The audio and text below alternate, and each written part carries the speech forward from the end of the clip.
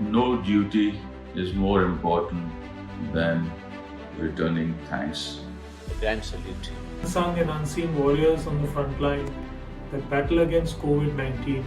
Tiring days and sleepless nights. Unconditional dedication. Extraordinary courage to sacrifice. Zeal to overcome anything. Love and passion for your job. Your selfless effort. Keep us safe and healthy. Deserve appreciation and unending gratitude. Doctors and nurses. Police forces and firefighters. Pathologists and paramedics. World leaders. Teachers and researchers. Grocer, our cleaners and our emergency workers. Restaurant staff, sanitation workers. First responders. Essential services. Farmers. All critical infrastructure workers. Social workers.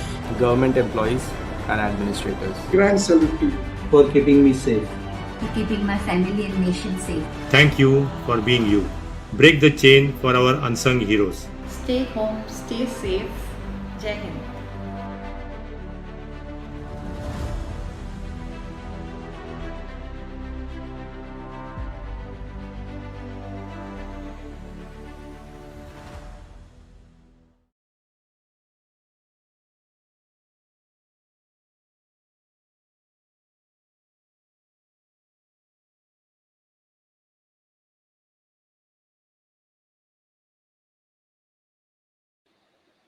Okay, hello everybody. So I'm going to start with a small presentation, which will kind of go through all the aspects that I would like to table, but you are free to add and of course debate all that I put across. And of course, I look forward to views from all of you. So I'm going to now just share my screen. So good evening, everyone. We're going to discuss, I'm Abhinam Chinani from the Stoop Design Forum. I would like to discuss this subject through this parameter towards an Atmanirbhar Indian architecture. The idea is to make Indian architecture not only go local, but also go global. I'm just showing you some of my work, but most of this presentation is about work done by various architects in India and overseas, and work which basically is a tentative towards making Indian architecture become truly global. Let's begin with Le Corbusier. We know that the Architects Act itself, the Architects Act of 1972, will be in its 50th year in the year 2022. It's a great occasion because 50 years of architecture being official. I'm sure by then we should have an agenda to make architecture come of age. Chandigarh, was a catalyst. It was the idea of Chandigarh was to have a catalyst, to have an infusion of international thinking in Indian architecture. And one of the most significant events that had taken place was to invite an international architect to come here, dialogue with Indian architects, and infuse in India a new aspiration. The intervention of Le Corbusier had tremendous impact. It generated a new breed of Indian architects who embraced modernity and began to interpret a new India in a modern language. Architects like Balakrishna Doshi and Charles Correa went on to become great masters. They went on to win the Pritzker Prize. We are very proud of them. And they also were known for designing in a language which was both modern and yet rooted to the Indian context. And I feel this is very important when we debate architecture and Indian architecture. Another architect that I personally worked with was Joseph Allen Stein. He was an American architect who worked in New Delhi and of course India for a long part of his career. And he built some of the most interesting buildings in New Delhi and other places across India. His architecture and that of Laurie Baker were basically rooted to nature and materials in the context of the Indian construction environment. This is the India International Center designed by Joseph Allen Stein and the India Habitat Center. I had the good fortune of working with him and seeing how close to nature his architecture was. And of course, my first house was designed with Laurie Baker, and I noticed how close to materials in the kind of design, the construction technologies, and just the kind of spirit of India that was actually there in the architecture of Laurie Baker. And then you look at some of the new interventions in architecture. When you look at how Indian architecture begins to globalize itself, this is Amravati that I'm showing you. And you know that firms such as Foster and Partners, Fumihiko Maki, Zaha Hadid, Skidmore, Owings and Merrill, IM Pei, to name just a few, have now envisioned major projects in India. Other firms such as RSP, HOK, and Enya are executing major projects presently. So what is this contemporary international intervention, post-liberalization? What is its meaning? Has it got the same kind of impetus as Chandigarh, or is there commercial logic to this? Buildings like these designed by IM Pei are impressive in themselves, but in terms of the Indian architectural debate, what do they contribute? What do they contribute in terms of what is going to become of Indian architects and Indian architecture in the future? So what contributions have these firms been making to the historical discourse of architecture in India? This is Fumihiko Maki out here, Nalanda. What is Indian architecture gaining from these interventions? Now, I have personally worked on an airport project in a collaborative manner, in an equal collaborative footing. This is the Hyderabad International Airport project, where I collaborated with international architects. And the whole idea was to have a transfer of technology between the West and the East, and for India to develop world-class international airports. This is the Hyderabad International Airport, where I was a joint concept architect. However, there's a flip side to this coin. Even though this was designed in 2003, today in 2020, the international terminals in India are not being designed by Indian architects. They're being designed by international firms. And there are great work being done. This is the interior of Hyderabad International Airport. Although Hyderabad International Airport was very, very international in its outlook, it had several features which had an Indian touch. There were these kind of, instead of using skylights and direct lighting, there was this kind of indirect lighting which was inspired by, let's say, the leaf of a temple tree. The entire scale and movement of this building was actually envisioned at a very human scale, unlike other airports where you get completely lost in the entire immensity and the vastness of space. In fact, projects such as metro stations, railway stations, even churches, museums, temples, and mosques are now being designed by international firms across the country. Tender practices are such that turnover criteria is being adopted without considering the exchange rate, and international CVs and international projects are being given higher value in their assessment. These are some images of the Hyderabad airport. Almost 70 years after Corbusier came to India, Indian architects are not considered worthy of executing major projects across the country. I know the statement will be controversial, but I would like to say that why not? That after so many years, almost 70 years of Chandigarh, right? Why should Amravati be designed by an international firm? Shouldn't Indian architect be coming of age? For example, this concept, the concept of the airport village at Hyderabad International Airport, was a complete Indian concept. It came only due to a true collaboration between Indian and international architects. Because we as Indians, we knew, and my firm Stoop knew, that actually in an airport, the meters, greeters, beepers, and wavers, as we call them, they need a space, and they need a kind of a low-tech, naturally conditioned space where they meet, greet, and this has become a new vernacular in Indian architecture of terminal buildings. This, what we call today, an airport village. These innovations come through a true collaboration. The idea is that today, Indian architects can design on their own. This is, by the way, we did Hyderabad Airport in 2003. Now, through a great struggle, we've managed to get the Amravati Airport, okay, which is basically a mid-sized airport, okay, in Andhra Pradesh. You can see out here an airport in the Lakshadweep, which is designed like the Stingray. The one in Amravati is inspired by the Krishna River. I won't go into the details of that project. And this is this is the airport in Nagathi. So while we are getting opportunity to design airports, some of the largest and most interesting projects are actually not coming our way. Indian architects have been able to go overseas. We're going to see some other works of other architects here overseas. And there are so many Indian architects like Charles Correa, Raj Rewal, Balkrishna Doshi, who are so capable of doing fantastic work globally. This is the project that we've executed. Actually, this is in Ghana. It's the seat of government in Ghana. And we had an opportunity to go as an Indian architect internationally, collaborate with international architects of the country and come up with something which is specific to the country and also unique to the world. And this was in competition with the leading practices of architecture in the world.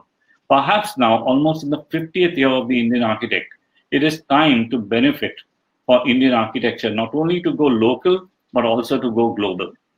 There is a lot of talent in India, tremendous talent. I would like to just take you through some images. This is, for example, the development of the design. We believe that design should be very contextual. It should not be just planted. I'm sure every architect in India believes that. We come from so many different contexts. India is almost a number of countries and cultures linked together. So when we design very contextually in India. We did that in this particular project. We used the experiences we had in India and built a narrative architecture. This building is designed, it's called the seat of government. It's designed like the throne of the Ashanti king. Ghana is called the Gold Coast, so we've got a kind of a gold texture in the building, but we've used environmental perforated skin, okay, like a veil, almost like Salim Chisti's tomb, which actually naturally ventilates this building. And you can see, both in terms of the architecture and the engineering, the technology of this building uses passive design, which is something that we do every day in India. I believe some of the greenest buildings that were made in India were made in the 70s, and of course, the proudest thing that can happen to an Indian architect is that he goes overseas and he designs something, and what he designed finds itself on the currency note of that country. It's worth more than an award anywhere else. So we're just showing you some images of this one particular project. I'm not going to be showing too many of mine, but this is a project I'm particularly happy to have worked on. It's the expansion to Louis Kahn's IIM Ahmedabad, which I had an opportunity to work on. And this is what I'm really talking about. If Chandigarh was built in the 50s, today, right, an Indian architect should be expanding Chandigarh. And that will be really carrying the spirit of that architecture forward. I'm personally very, very happy that Bimal Patel and HCP have been provided the commission to take forward Lutyens' vision of the Central Vista. Whatever may be the controversies around it, whatever may be the issues, I think the idea that an Indian architect should take on a project of 250 crores makes a lot of sense. This is a project I've done in Cambia, but I'm going to be more talking about the various questions that I would like to pose to the panel. The first question is, Indian architecture is varied and unique, and it is time we use the momentum to go local and also to go global. Let's begin first with these questions. What is an Indian architect? Who is an Indian architect? How do you define an Indian architectural firm? I'm sure Habib would be able to give us, enlighten us about that when he speaks to us. Is go local the right strategy? Is it protectionism? And protectionism, is that the right way to grow and develop and deliver international quality projects? By isolating ourselves, will we be able to be truly international? Or should we consider an alternative strategy? Create a level playing field, all international architects to compete on level terms with reciprocity. This is something that I'd like to table, maybe an ideal world, but it's something that's interesting to have. What skills and competences do we need to augment to achieve this goal? What help do Indian architects really need in delivering international quality architecture? And then, why can't Indian architects get important international commissions? So I would like Habib to take the next presentation. Thank you, Abhin. Should I fast as I can? We have to look at the whole issue, which Abhin just pointed out, from a legal point of view, statutory point of view, or from the Council of Architects' point of view. I'm going to tell you six different steps in which we are thinking and what we can do to work on this particular aspect. First is redefining of architectural services, and there have been a lot of issues concerning architectural practice and architectural services, wherein the Supreme Court has recently told us, it was there in the Act since '72, that only the title and is protected and is not the architectural services. So we are trying to amend the act and we are trying to redefine architectural services. And what is being proposed is on the right hand side, which you can go through. But I'm not going to go through it. I'm not going to describe it in detail. But we need to first of all consolidate and define our own base before we actually go ahead with anything else. We need to redefine and consolidate our services first. Second is the legal and the administrative base that we want to have, in which we can have global competitiveness and parity.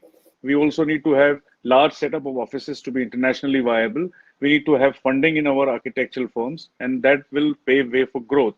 So we're looking at LLPs, limited liability partnership, and we're also exploring the possibility of having an architectural private limited company. We're talking to various agencies and various stakeholders concerned in the entire legal and the administrative setup.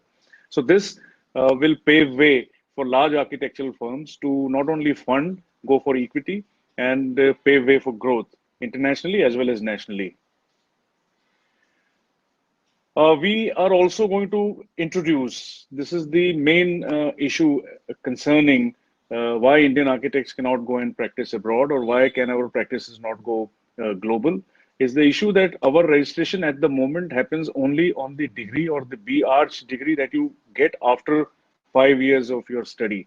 We are proposing a paritable framework with the international level of practices, where you have a professional examination, a professional qualifying examination to be a registered architect or to be a chartered architect. And these practices are followed internationally, except very few countries which do not follow this practice. And this examination will give you international compatibility. It will give you paritable registration. It will give a standardized framework, and it will pave way for reciprocal arrangements. And this is a very important step in the entire process of not only going global, but will also pave way for reciprocal arrangements, and that's very important. Now, in this reciprocal arrangement, we have been talking to a lot of countries. A lot of countries we have been discussing since long, and recently we have been discussing with a lot of South Asian countries. Countries like Bangladesh or Sri Lanka, Malaysia, Thailand, Philippines, they're all having professional qualifying examinations. We do not have a professional qualifying examination. We do not have accreditation of our architectural schools. So what is happening is our architects who are registered with the Council of Architecture in India do not have paritable basis and equitable basis to practice in London or Africa or anywhere else, Australia, USA, anywhere else that you say, because our registration process is not equitable to the registration process elsewhere. The most important aspect of the entire thing that Abhin was talking of is the improvement of architectural services. We need to self-introspect what kind of quality of architectural services we provide, whether it is the quality of drawing work, whether it is quality of deliverables that we have, or whether the entire method and documentation processes that we follow in our practice, that needs to be upgraded, that needs to be augmented. So we need to look at self-introspection of what we are doing at the moment and what we need to do. We need to look at the quality of services that we provide. Services means the dealing with the clients, dealing with the legislative procedures, dealing with sanctions, dealing with architectural drawings, BOQs, estimates, and the delivery of the project, quality inspections, and everything, and the methods of documentation of the entire process needs to be looked at. Quality of services and paritable with other countries. Now, for this, we are almost on the, moved quite ahead in making a manual of architectural services, which will become a comprehensive and holistic document defining everything to do with architectural services. It will become a new Bible for architects, like we have the National Building Code. And I'm very happy to say a very empowered committee and a very learned committee is working on this, and we have progressed quite a lot. And by I am targeting year end, where we'll be rolling this out. And this will be the game changer for architectural practice. If we are able to follow the manual of architectural services, we will be able to be at paritable level with the architectural services that are provided by the international firms or by anywhere else in any other country. Another most important part, I feel, is the awareness of architecture and architectural services. not only amongst our own fraternity, but in the society at large. Augmentation of knowledge, upgradation of knowledge, and awareness outside fraternity. For that, we have already started the outreach initiatives, which all of you would have come across, the COA social, web, print, and not only to augment the knowledge of the architectural fraternity, upgrade themselves to international levels, upgrade themselves to national level, if you can call it, but continuous upgradation of knowledge is very important. And we need to be updated with the international processes. We need to be updated with the quality architectural services. And that we have already started that, we already rolled that out. But there are thoughts to ponder that we need to look into. What are the roadblocks? What are the drawbacks? What is the questionable intent of the foreign firms coming here or we going abroad? And what is the harmful content in the entire policy that will be rolled out by the government, by the council, and by any other statutory authority? And what are the limits and restrictions? Like we have recently heard, there's a 200 crore limit. I don't know whether it is right or wrong. We need to really look into it, introspect, and weigh the pros and cons before we agree to it. We need to look at the reciprocal arrangements and the opportunities abroad. How many architectural firms or how many related firms will come to India, which they are already coming and backing a lot of projects and doing a lot of large scale projects? And how many Indian architects would be able to go out? I mean, I can count the architectural firms, Indian architectural firms who are going abroad and doing work on my fingertips. But we need to look at the large scale of practice. 70 to 80% of architectural firms, will they be able to go abroad? Even if they're able to provide quality services, will the global market open to them? We need to sign various treaties and accords like the GATT and the Canberra. Our schools are not accredited by the Canberra Accord. We are talking to the NBA, National Board of Accreditation. We're talking to the NAC for doing this. And once we do that, our architects, graduate architects, whether they are registered or not, whether they're chartered architects or not, will be able to get employment abroad in all those countries who have signed these treaties and accords. We need to look at the taxation issues, which are a very important part of foreign firm coming here, working here, getting the architectural fee, but the fee goes to the headquarters, and what about the taxation? We need to sort this out with the Ministry of Commerce and Ministry of Finance. And there are many more which need introspection, which are tangible, which are intangible aspects, about changing of the mindset of not only the government, but the clients, but the society and our own architectural fraternity. Unless the mindset is changed, and unless there are two aspects, reciprocal aspects. The first is that we need to upgrade our services. We need to upgrade the quality of architectural services that we give and the quality of output that we give. And that clubbed with the changing of the mindsets, where we know the society tells us that the Indian architect is equally compatible with any international firm, and the quality of output that he'll give and the quality of services that he'll provide will be at paritable level and equitable level with any international firm. I think the mindset will start changing. So these are a couple of more intangible aspects, which I'll not discuss now. Maybe in question answers, we can discuss that. But these are 5 or 6 points that I have just discussed with you. 5 points, and the 6th point is I'm not being negative, but some kind of a introspective thought process has to come in. What are the drawbacks of the whole process and how we can address those drawbacks? Thank you. Really wonderful, Habib. Thank you for, and we can see a lot is happening at the council, and you really have a mountain to climb, and we'll climb that mountain with you.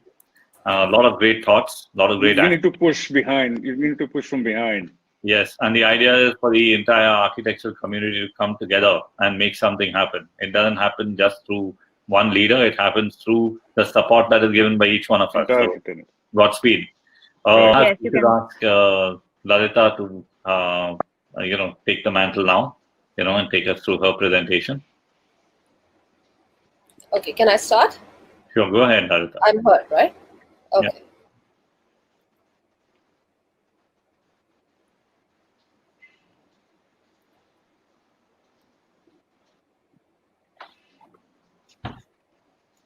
Hi. So just trying to present a couple of works since we have been collaborating with architects internationally, and we have been participating in a lot of competitions which are international, but also for Indian projects, international competitions and various international competitions across the globe. Starting with the first project, which we were one of the 5 shortlists in Manila in Philippines. This was in collaboration with J. Meyer Edge from Berlin. In fact, we kind of collaborate on various aspects, and not just about projects, but also in general design research.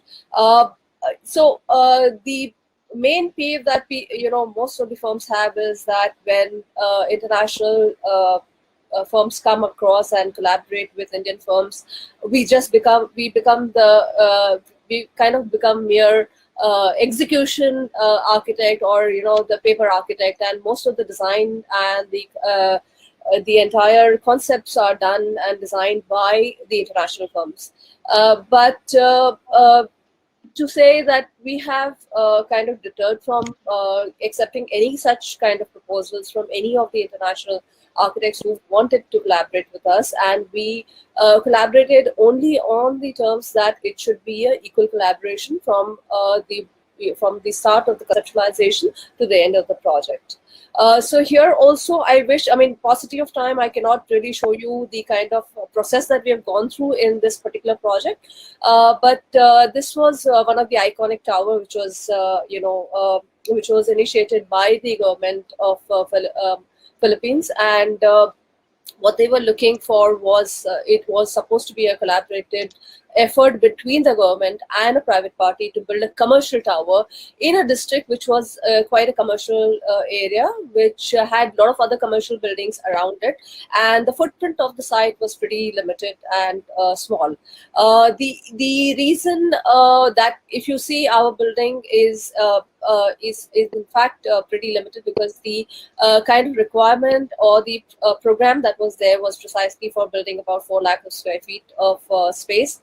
And Jürgen comes from a background which is German, which is highly practical in designing and thought process. So considering all those aspects and the discussions between the two firms, we came up with a building which was probably one of the shortest amongst of the 5 proposals that were given to this competition.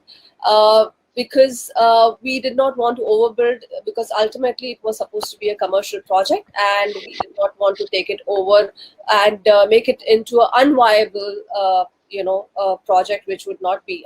But ultimately we did not win the project. It was won by Henning Larsen, and they in fact and it was the tallest building which was proposed in the competition, and it was one of the tallest buildings they proposed in the entire Malila.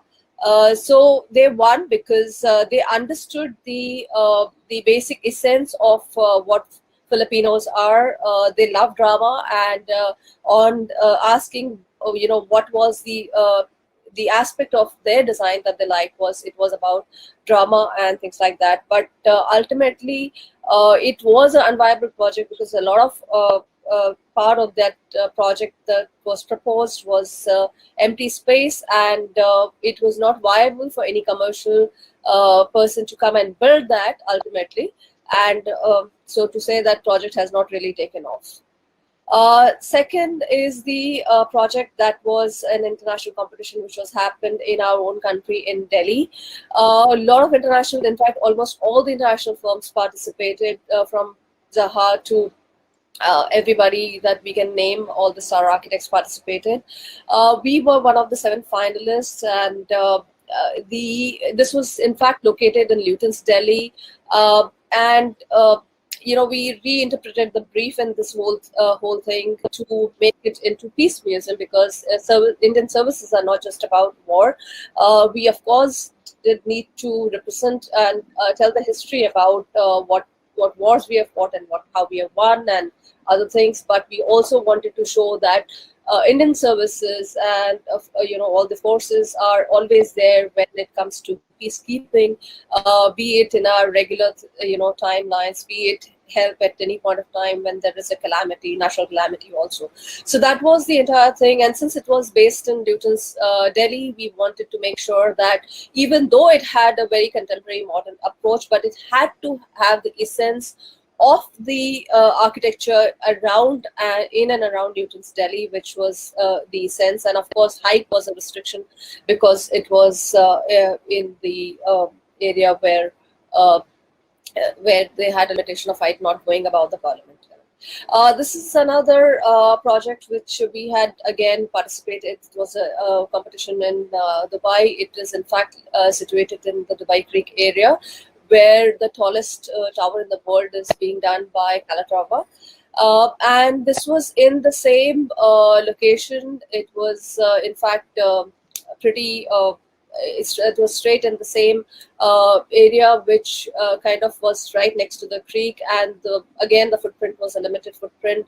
The requirement was far more, but the collaboration in this case is, of course, I'm sorry, forgot to mention that we had collaborations with all the international consultants like Arup and others in the previous project, which was the War Museum, and that gave us a lot of insight and a lot of learning. Similarly, in this particular project also, we had collaboration with a lot of international consultants who kind of made it possible for us to have a very contemporary, iconic structure to be proposed in a mosque, which was not a typical mosque with 4 minarets and a typical dome, but we kind of designed the largest semi-dome, which was self-suspended in this particular case, and this all could come purely because of the international collaborations we had. This is a very, very tiny project, which was again a competition where we came in fourth, and we were one of the four shortlists. It was the Israeli Lounge at the Kennedy Center, and it was a project which called for a multi-use space, and as you can see in the plans that we proposed different uses. And in terms of collaboration, when we're talking about international architects, yes, before we even went to present this particular project, we made sure that we had an international, because if we would have won it, we had to execute it, of course, in Washington DC. We could not sit over here and do that. Even if we had to go over there and execute it, it would have been difficult, because you would need the every state, as we all know, that has his own certification. They need its own certification. So we had to collaborate with an architect based in Washington DC. In this particular case, the architect based in Washington DC was purely for the execution purpose. The entire design and concept was done by us at Collaborative Architecture.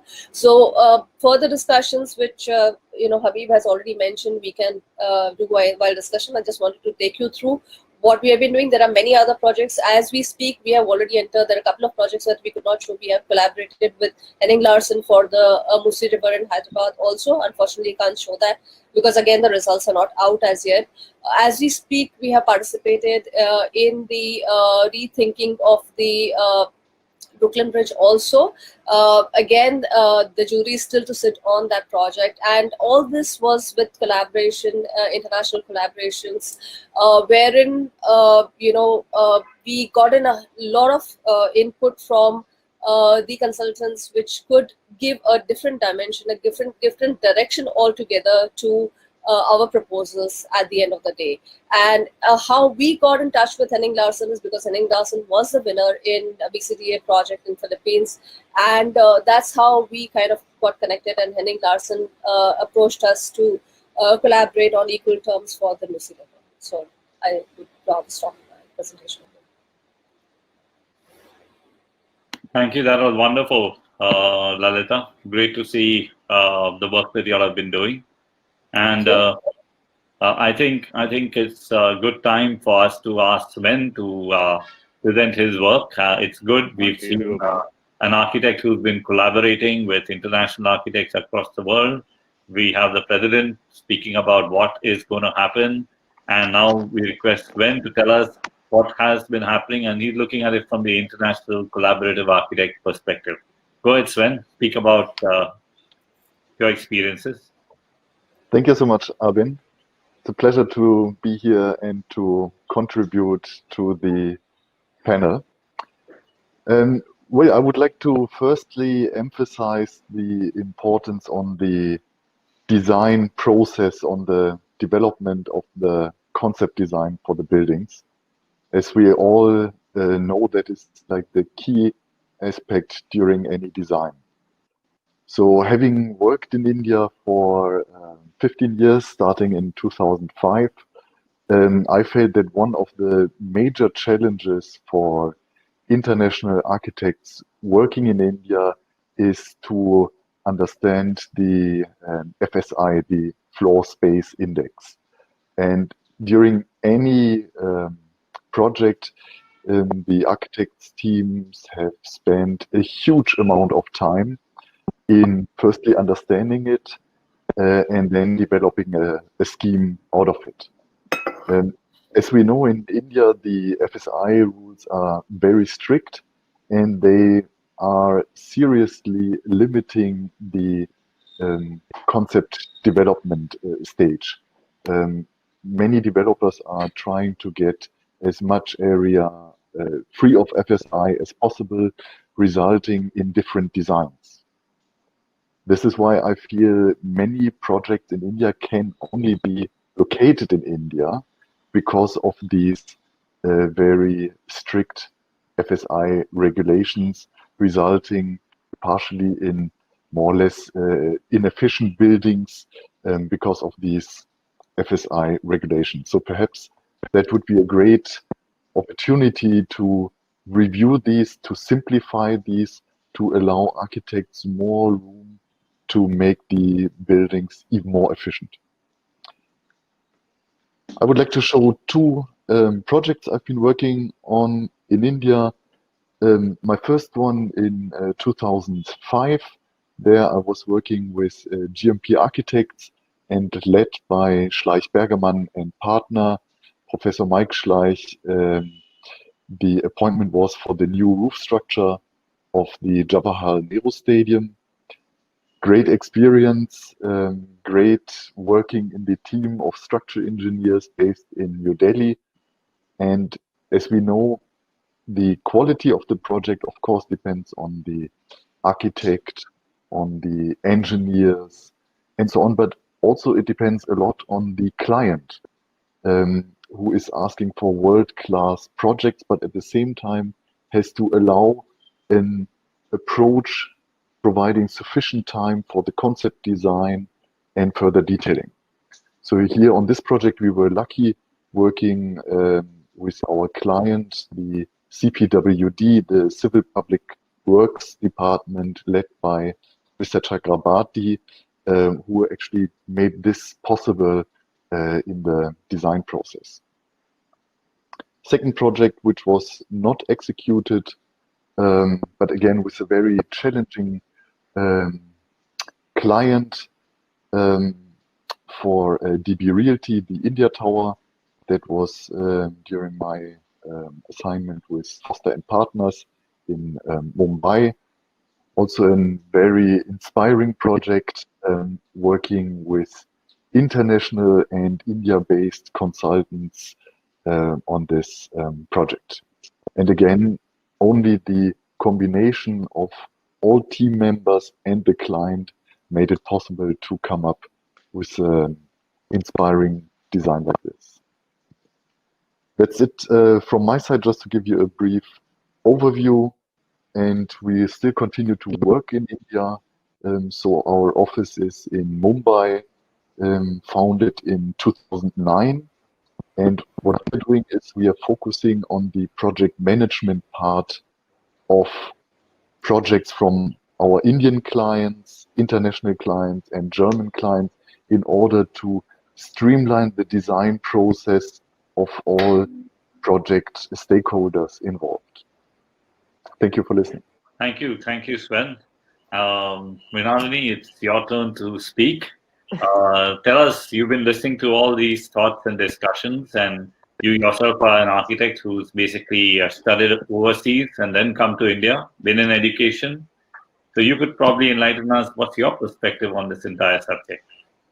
Well, I'd first begin by apologizing for not having a presentation because it was I was occupied with another engagement today. But I think what's really interesting is that there seems to be a paradox that we're talking about. On one hand, and allow me to kind of jump right into a discussion. But on one hand, we're talking about Indians wanting more projects in India and trying to question the idea of why international architects are coming and taking up projects that could otherwise be given to Indian architects. And on the other hand, we're talking about Indians going abroad and practicing abroad and doing projects abroad. And I think there seems to be some sort of a unresolved sort of friction in just that statement, because, you know, if we're looking at a democratic system, then, and if we want to be able to practice abroad, then what stops anybody else from coming into our own country, right? And that's just a fundamental question that I would have, not being an architect, but just being a global citizen, is that if you want to go out, why would you, you know, block your borders from somebody else coming in? And that is a question that I would in fact pose to practicing architects today. That's a fantastic question. Actually, that's the premise on which you know, when you come up with this whole concept of go local, there are a lot of people who are going to be very, very happy, saying that, okay, look, because, you know, it's also a fact. Let's look at these metro stations being built all over India. Yeah. You know, you may be aware that most of the design, the general consultancy for the metro stations are given to international firms. And you talk about 200 crores, and Habib Khan was talking about whether 200 is, why 200? It's a debatable issue. Let me tell you what they do is they take 25 metro stations, club them together, and they take out a tender for 25 metro stations. So obviously you're going to be seeing something more than 200 crores. You know, there are many loopholes in this kind of discussion. So one thing is that, look, we are a country in which there is international intervention happening, and there are occasions where someone like Lalita is working on an equal footing. But there are also other equations in which international architects are coming. They're controlling the project. They want the Indian architect to be a local architect to just kind of sign off the drawings, and then they are moving on.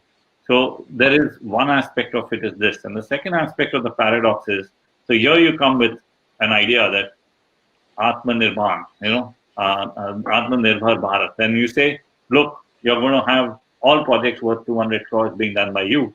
So two questions there. One, look, how prepared are we to do all these projects, firstly, you know? And the second question, okay, which is also important, okay, is that why? Why instead of doing Atmanirbhar Bharat, meaning, sorry, I'm talking more about go local, there's something different between Atmanirbhar and go local as well, okay? I'm saying be Atmanirbhar, but need not be go local. You go global, okay, and allow global to come and play here. I'll give you a cricket analogy. The IPL, right? What it did to Indian cricket, it brought international players here. They all played together. They competed with each other. They collaborated, so to speak. And now the Indian cricket team is amongst the best in the world. Sorry about a cricket analogy, but you can see that happening. Look, today we should have the confidence to take on the world. Okay, so I don't know whether this is all a positive sign. By being isolationist, right, you don't become globally competent. So you hang on, hit the paradox in this entire premise.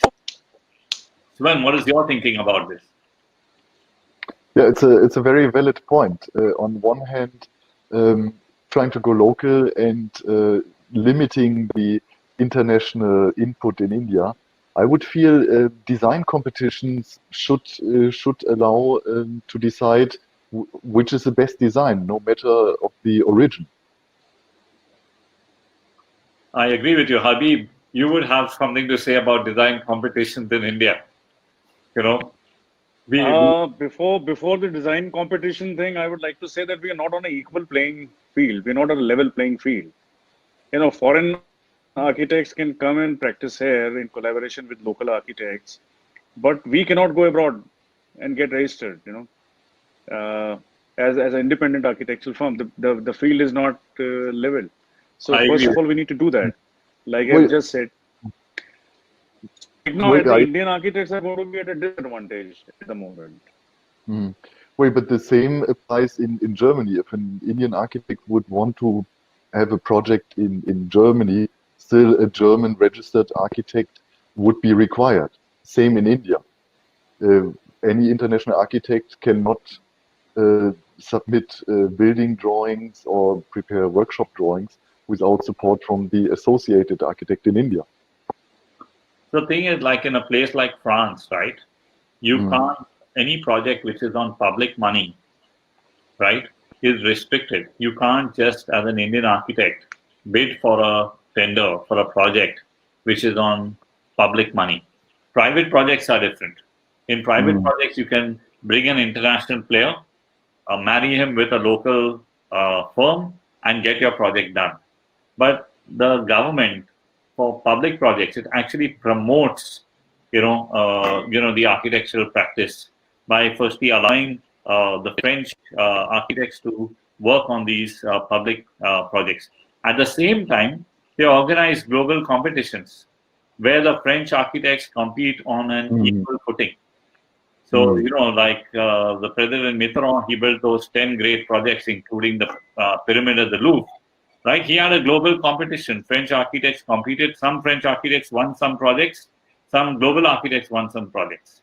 So the idea of competition, which was just stable, I think that's a very important idea, because if we can actually, allow, have some kind of relationship between other countries, other, states, and the council could take action on that. I believe it's already doing so. We could actually have some kind of reciprocity. Why Richard Rogers and Renzo Piano built their careers as young architects, winning the Pompidou Center among 600 global entrants. Yeah. Why can't Indian firms go out and get a commission like that? So, Habib, what is your thinking on that subject? No, absolutely they can. They should, in fact. For that, you need to upgrade your thought process, upgrade your services, like I told you. If you, to be very honest, it may be a controversial statement, but we are not up to that mark where you can compete globally. You may be good in your thought process, in your ideas, in your concepts, but when it comes to deliverance, when it comes to deliverables, we are not, to be honest, there might be a couple of, like I told you, on my fingers, but not most of them, not the bulk practice. So first we need to upgrade ourselves. And unless we do that, because competitions are the only way where you will get merit and you will get, wide ranging thoughts and concepts on a particular project. But it's good to make a concept, it's good to make renderings or whatever, but the deliverables have to be there. For that, we need to upgrade ourselves. So, what about you, Mrinalini? What's your thinking? You've been, you've studied overseas and you've come down, you've been an educationist here. So I think it's interesting what Mr. Khan is saying, that we might not be up to the mark, but I also feel that it's not, you can't generalize these things. It's not like all French architects are great or all Italian designers are great, right? You'll always have some people who are better than others. Some will excel in what they're doing and others may not. And I think it's a matter of giving chances to people who can and the opportunities to do that. And I think what becomes important is that, a lot of famous architects didn't get famous by building in their own countries, whether it's Louis Kahn or it's Ando or, whoever. Okay, well, Ando built a lot in Japan, but a lot of people got these opportunities. Some got them through competition, some got them through commissions. So I feel that it's, what kind of irks me a little bit is just this idea of borders and boundaries. And I know that I'm being very idealistic and, probably in a utopian state of mind, but it would be great if we could start shedding this a little bit. And we start looking at good architecture by good architects, irrespective of where they come from. I might be taking this discussion somewhere else, but recently I was reading a series of articles about women architects. And this usually comes around during March when you've got Women's Day and people start to celebrate women architects. It's not about male architects or female architects. It's about architects, right? Architects who are doing good work. So if we can stop kind of binding ourselves in these boundaries, if we can drop the labels, it would be great, because I think that will give us more opportunity and that will level out the playing field a little bit. I completely agree that we're all at different standards. I went from doing 1 year of architecture in Delhi, and then I went abroad and I started my university education again. And it was a very deliberate idea to start from first year again. But to be very honest with you, somebody who excelled in everything that she did over here, it was a slap across my face, because standards are very different in the West, right? standards are extremely different. Your processes are very different. The way things are taught, it's a different approach to architecture and to design and to education. Having come back and gotten into education for a short period of time here, again, that comparison was rather stark. But the point is that we need to start at some point. We need to start somewhere. I'm really happy to hear some of the points that Mr. Khan sort of elaborated on earlier, because I've had a pet peeve with the COA, and I'll kind of voice it here if I can. But I had a 5-year professional degree that I completed in Canada. I came back to India and I haven't been able to get a license, right? And it's only because the original list of universities from where degrees were recognized has not been amended in so many years that this one university, which is recognized all across the world, is not in the list of the COA's recognized universities. Because of which I have been in the country for over a decade. I'm not practicing anymore, so I don't need to sign papers, but I've been here for over a decade without a license. I still call myself an architect because I think I've earned that, but I have nothing to show in India, unfortunately. Have heart for a couple of months. Yes. I will reach out to you. No, that's very important, you know. Sven, would you like to say a few things? Now, maybe? Yes, we can hear you now. We can hear you now. Sorry. I shared the same experience. I attempted twice to register as an architect with the Council of Architects in Delhi. But same issue, the university where I studied in Germany is not recognized or is not accredited. And this is why we have to appoint always a municipal architect to process the building permissions. See, I understand. I mean, I understand the concerns. There's so many of people like you who are in the same boat. The schedule is not been amended since probably 40 years now. Why, I don't know why it was not done, but it has been now taken up. It is with the ministry, and very soon we're going to have a foreign qualification committee which will look into this, compile a new list, and the schedule will be amended.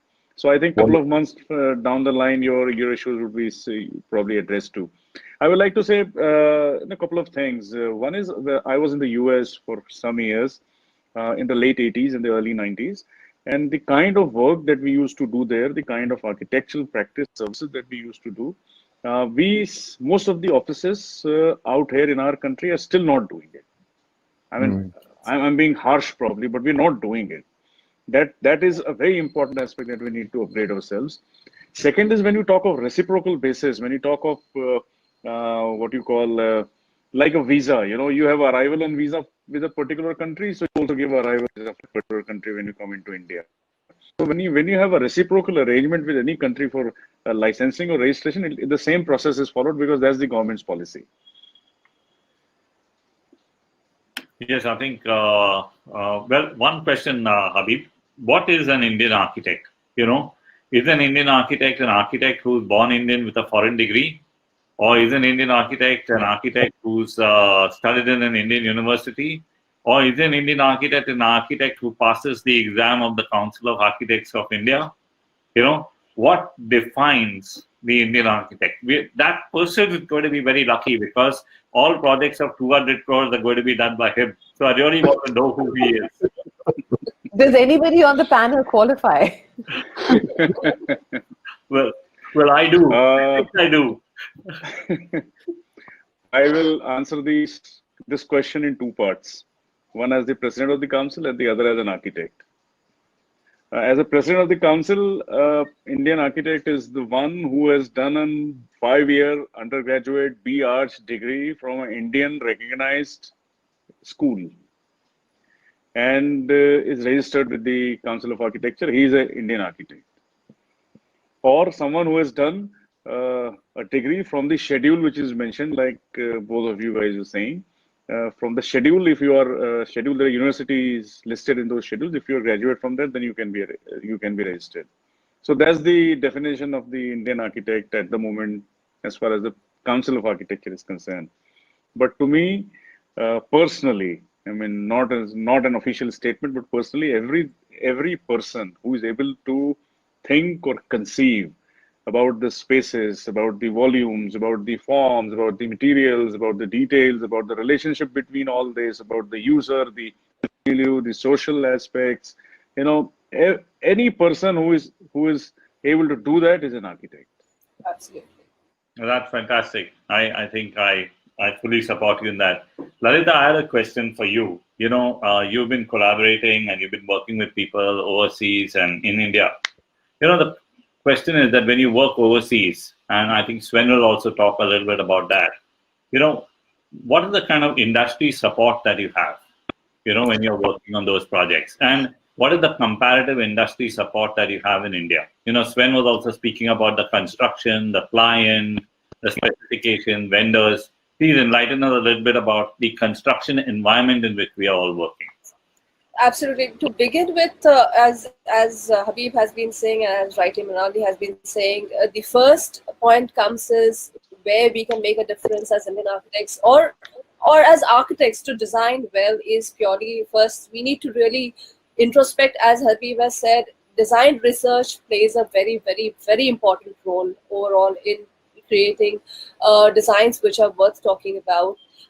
And of course, the industry support makes a huge lot of difference because you can then think about new materials, new details, and new ways of construction, which unfortunately doesn't happen in our country. And that's a big problem because you need to have, so this happens across the site, whether be it the size of the project doesn't matter internationally. Like as I was showing the Israeli lounge, it's a very, very tiny project. It had a great budget, no doubt about it, but it's a very small project. But we, in fact, explored a very new material over there. We contacted, the manufacturers who are based internationally. We wanted a very specific type of modulations to be done to that material, and they were willing to do it. And if the same thing happens over here in the country, what they ask is the numbers. What are the numbers? What's the kind of the size of the we are kind of what kind of project, whether it's going to be viable for them to even do a small research or not, because at the end of the day they want large numbers to be able to support you in the smallest of the ways. So industry support, industry integration with designers and architects is abysmal in our country, unfortunately. So is the case in terms of the construction industry aspect. To try to do something new, it's like huge cost the moment you have to kind of research, doing a small detail change or doing a complex detail. You really need to, being as architects, you really need to shell out money from your own pocket to really, and sometimes it's not viable, it's really not viable for us to do that. So then you have to look at alternatives. So frankly, these are certain things that really push us back to really produce works which are commendable, which are globally comparable. So those are something which is very, very important, that we need to have design research, industry integration, and industry support, which is highly essential to produce any quality work, whether be it design or in terms of execution. Just now Lalita was speaking about the research and the feedbacks that one gets from the industry, and she was mentioning how it was quite challenging in terms of the feedback one gets out here. You remember when we first worked on a project together, we had to look for rose-colored concrete, and this was a project by Foster's, and we were collaborating, Sven and I, and Foster's came up with this concept in Bang in Mumbai to design with a rose-tinted concrete. And we went all over India looking for how we can, make rose-tinted concrete happen and a completely prefabricated building happen, And what helped was that there was an international expert on concrete coming into the team. There was an Indian expert on concrete dialoguing with him, and everybody was sitting across the table and trying to find a way to make that work. So Sven, you could share some thoughts about that. Yeah, that was really a challenge. And when bringing in international consultants to India, the main challenge is they don't understand that we do things differently in India. So many times they try to explain us how it should be done in India, and then we are saying, well, but that is not how we are working here. So they firstly have to adopt to our challenges.